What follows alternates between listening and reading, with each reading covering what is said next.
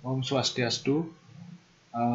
Selamat beraktivitas kembali pada mata pelajaran PPKN. Minggu yang lalu kalian sudah memahami tentang makna integrasi nasional.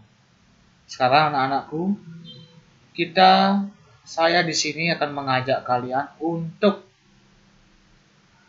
memperdalam lagi tentang integrasi nasional, yaitu tujuan kita hari ini untuk mengetahui, untuk memahami faktor pembentuk dan penghambat integrasi nasional. Nah, Indonesia, kalian lihat Indonesia dari Sabang sampai Merauke,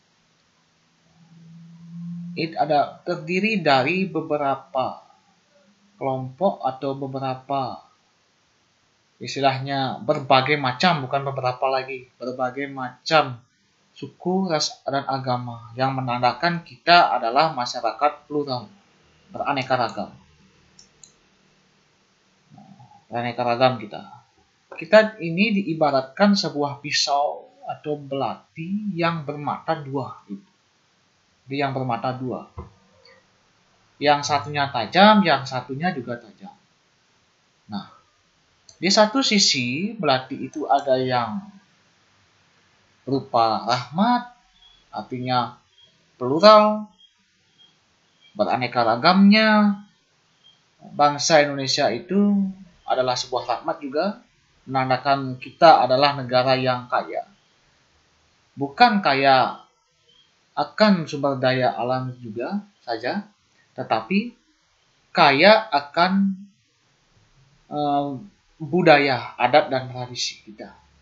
Di satu sisi, multikultural atau keanekaragaman juga sebuah ancaman. Ancamannya apa? Yaitu ancamannya konflik.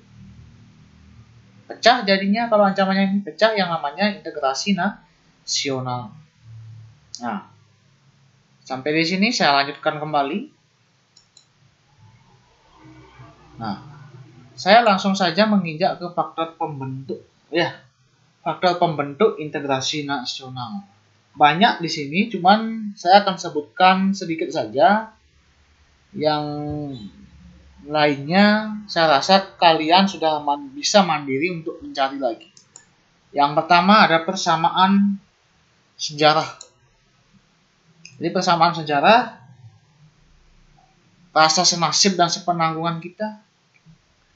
Kita sama-sama dulu pernah dijajah bangsa asing. Nasib kita sama juga, terbelenggu kemiskinan dulu. Dan sekarang dari persamaan itu kita memiliki satu pemahaman pemikiran bahwa kita adalah bersaudara, walaupun kita berbeda-beda. Adanya ideologi ini yang penting juga, yang tercermin dalam simbol negara Pancasila. Simbol negara ada, Garuda Pancasila. Kemudian selain itu ada juga bendera merah putih. Ideologi nasional itu ada di sana. Utamanya di simbol Garuda Pancasila, yaitu tekad keinginan untuk bersatu di kalangan bangsa Indonesia. Keinginan kita untuk bersatu itu sudah ada termaktub di dalam nilai-nilai Sumpah Pemuda. Itu dari awal, Sumpah Pemuda, yang menandakan bahwa kita itu adalah satu. Kita itu satu.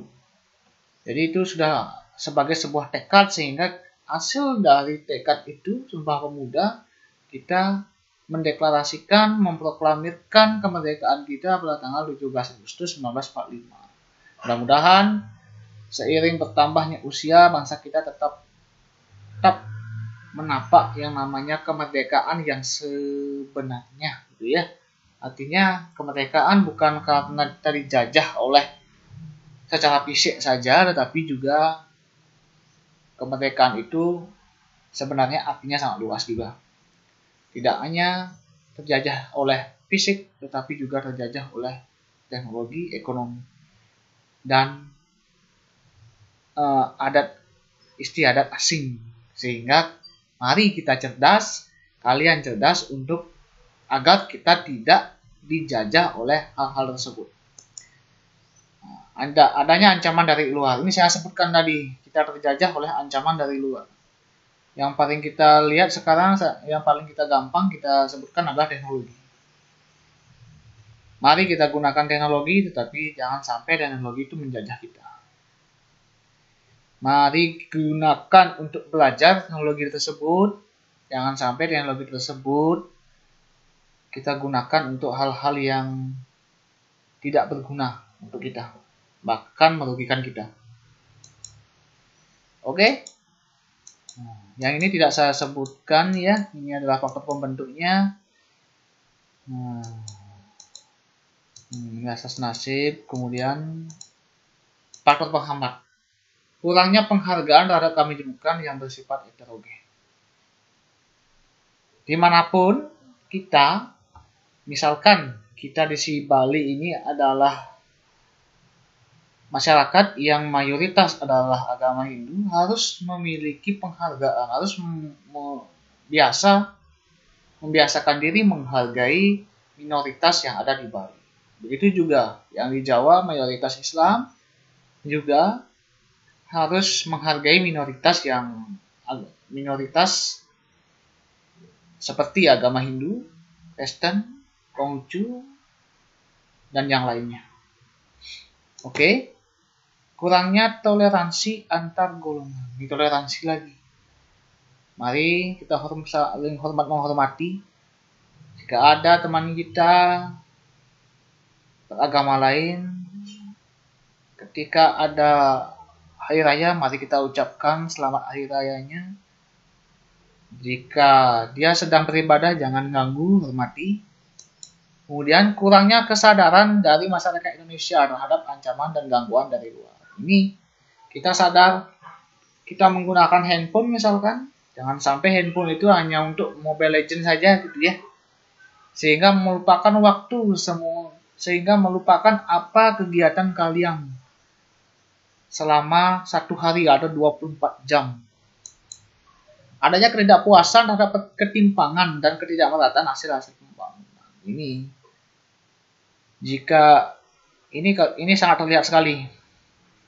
Jika terjadi ketimpangan di wilayah barat misalkan dengan wilayah timur, tentu adanya ketidakpuasan. Ini menjadi penghambat kita dalam bersatu, penghambat kita dalam menegakkan nilai-nilai integrasi nasional.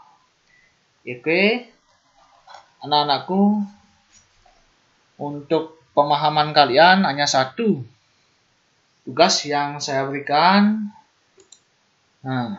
Tugasnya yaitu mengapa masyarakat plural diumpamakan sebagai belati bermata dua. Jelaskan dan cari contoh nyata yang ada di sekitar kalian tentang sisi integrasi tersebut ya. Oke, itu dikerjakan.